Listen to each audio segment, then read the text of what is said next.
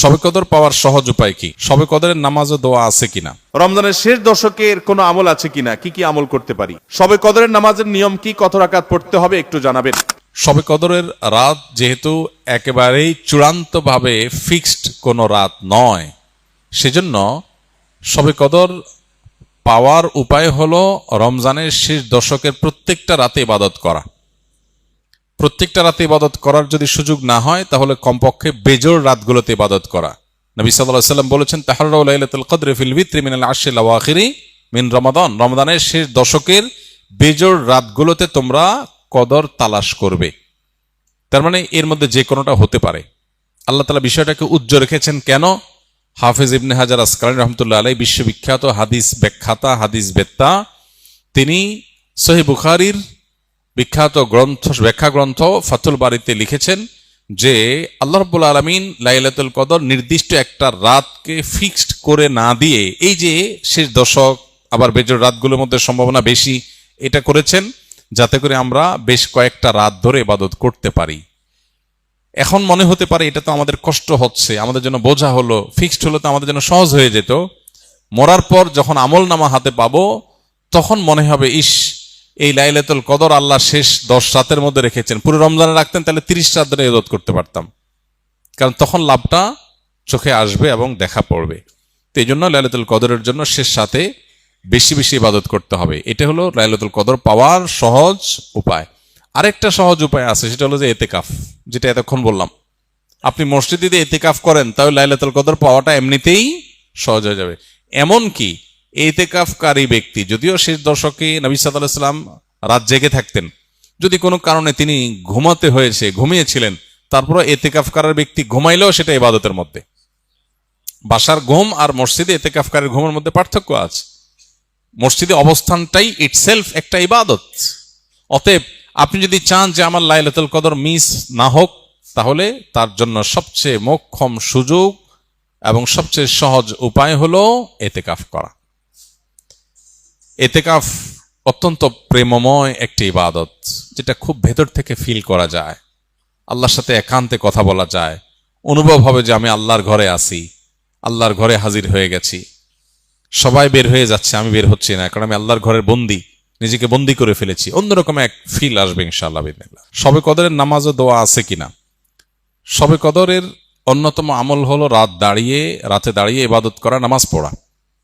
এই জন্য আমরা লাইলাতুল কদরে ইনশাআল্লাহ তৌফিক অনুযায়ী 2 রাকাত করে করে লম্বা লম্বা কেরাত, লম্বা লম্বা রুকু, লম্বা লম্বা সিজদা দিয়ে খুব মনোযোগের সাথে দীর্ঘ সময় নিয়ে আমরা নামাজ আদায় করার চেষ্টা করব। এটাই হলো লাইলাতুল কদরের নামাজ। এর কোনো রাকাত সংখ্যা নাই যে এত রাকাত পড়তে হবে, যার যতটুকু তৌফিক হয়, 2 রাকাত, 4 রাকাত, 6 রাকাত, 8 রাকাত, তারাবির পরে রাতভর আমরা সে নামাজগুলো পড়তে থাকবো ইনশাআল্লাহ। নামাজের পাশাপাশি লাইলাতুল কদরে করার জন্য স্পেশাল আমল নবী করিম সাল্লাল্লাহু আলাইহি সাল্লামের পক্ষ থেকে রেকমেন্ডেড আমল একটাই আছে, সেটা হলো মা আয়েশা রাদিয়াল্লাহু তাআলা আনহা বর্ণিত হাদিসে যে দোয়ার কথা আমরা জানি, সেটা হলো আল্লাহুম্মা ইন্নাকা আফুউন তুহিব্বুল আফওয়া ফাফু আন্নি। হে আল্লাহ, আপনি ক্ষমাশীল, ক্ষমাশীলতাকে পছন্দ করেন, অতএব আমাদেরকে ক্ষমা করে দিন। এই দোয়া বেশি বেশি করে করা। এর বাইরে আমরা জিকির, আজকার, তাসবিহ, কোরআন তেলাওয়াত, দোয়া, রোনাজারি, এগুলোর মাধ্যমে পুরো রাত অতিবাহিত করার চেষ্টা করব ইনশাআল্লাহ। নামাজের ক্ষেত্রে বিশেষ কোনো নামাজ নাই যে লাইলাতুল কদরের এরকম এত রাকাত নামাজ, প্রথম রাকাতে অমুক সূরা এতবার, তমুক সূরা এতবার, এরকম কোনো বিশেষ নিয়ম নাই। বরং অন্য যে কোনো নামাজের মতো যে কোনো সূরা দিয়ে আমরা নামাজগুলো পড়তে পারি। শবে কদরের কোনো আমল আছে কিনা? শবে কদরের আমল আছে ভাই। শবে কদরের সব ধরনের ইবাদতই করার চেষ্টা করতে হবে সাধ্য অনুযায়ী, যেগুলো করা সম্ভব হয়। বিশেষ করে কোরআন তেলাওয়াত করা, 2 রাকাত করে লম্বা কেরাত, লম্বা রুকু সিজদা দিয়ে যতটুকু পারেন নফল নামাজ পড়বেন। বিশেষ পদ্ধতির নামাজ, শবে কদরের নামাজ এত রাকাত, অমুক সূরা এতবার, প্রথম রাকাতে, দ্বিতীয় রাকাতে এতবার, এগুলো মন গড়া, এগুলোর কোনো ভিত্তি কোরআন হাদিসে নাই। তবে 2 রাকাত করে যত লম্বা রুকু দিয়ে সিজদা দিয়ে অনেক সময় নিয়ে 2 রাকাত নামাজ 5, 7, 10 মিনিট ধরে, যত বেশি সময় ধরে পারেন লম্বা কেরাত রুকুতে নামাজ পড়বেন। এক, তেলাওয়াত বেশি বেশি করবেন, যত সুন্দর করে সম্ভব তেলাওয়াত শুনবেন, শোনাশুনি করবেন, কোরআনকে সময় দিবেন, কোরআন স্টাডি করবেন এই রাতে।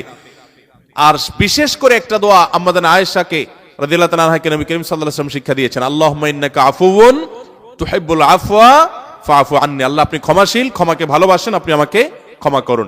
আর আল্লাহর কাছে দোয়া, ইস্তেগফার, রোনাজারি, চোখের পানি ফেলা, গুনাহ মাফ চাওয়া, এগুলো করতে থাকবেন। দান সাদেকা করার সুযোগ থাকলে সেটাও করবেন। অর্থাৎ যে কোনো সাধারণ আমলই করবেন। হাদিসে বিশেষ করে এই দোয়াটার কথা বলা আছে, এটা আমরা লাইলাতুল কদরে পড়ব। শবে কদরের নামাজের নিয়ম কি, কত রাকাত পড়তে হবে একটু জানাবেন। শবে কদরের নামাজের নিয়ম কি? একটু আগে আমরা বলেছি যে শবে কদরের নামাজের আলাদা কোনো নিয়ম নাই। অন্য যে কোনো সময় যে আমরা নফল নামাজ পড়ি, ঠিক একই পদ্ধতিতে আমরা শবে কদরে পড়বো, লাইলাতুল কদরেও পড়বো। আমরা বিশেষ করে অনেকে মনে করি লাইলাতুল কদরের প্রথম রাকাতে অমুক সূরা এতবার পড়তে হয়, সূরা ফাতিহার পর দ্বিতীয় রাকাতে তমুক সূরা ততবার পড়তে হয়। এগুলো সবগুলা মানুষের নিজেদের বানানো। কোরআন বা হাদিস এরকম কোন ফরম্যাট শবে কদরের জন্য আলাদা ঠিক করে দেয় নাই। ওইটাকে আমরা আবশ্যক বানালে বরং সেটা বেদাত হতে হবে, বেদাত হতে পারে।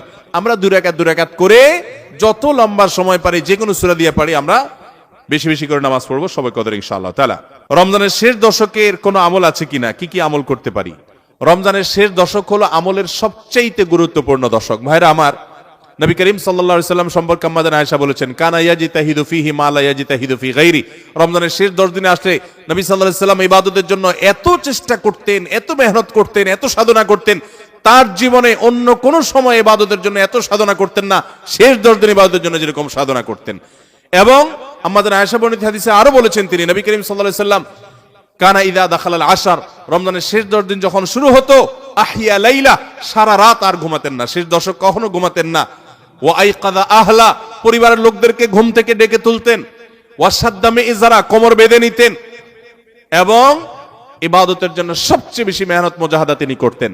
ভাইরা আমার, রমজানের শেষ দশক হলো ইবাদতের সবচেয়ে গুরুত্বপূর্ণ সময়।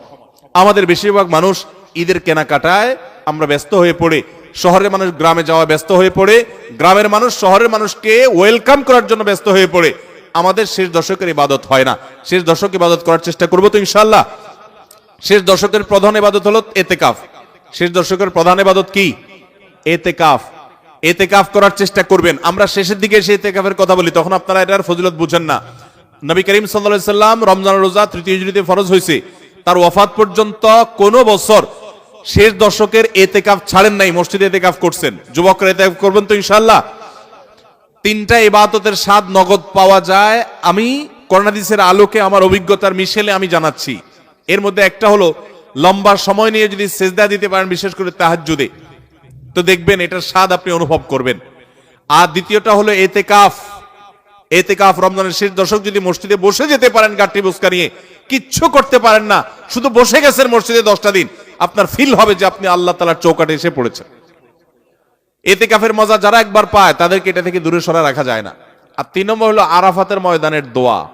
এটাতে যে স্বাদ, এই 3টা স্বাদ যে পাইছে, সেই স্বাদগুলো কখনো আর ছাড়তে চায় না। আল্লাহ আমাদের সবাইকে ইতিকাফ করার তৌফিক নসিব করুন। রমজানের শেষ দশকে ইতিকাফ করবেন, বেজর রাতগুলোতে বেশি বেশি ইবাদত করবেন, অন্য রাতগুলোতে ইবাদত বন্দি বেশি বেশি করবেন, কোরআন তেলাওয়াত বেশি বেশি করবেন, কারণ এই দশকে লাইলাতুল কদরে কোরআন নাজিল হয়েছে। আর নফল নামাজ, অন্যান্য দান সাদেকাও বেশি বেশি করে করবেন।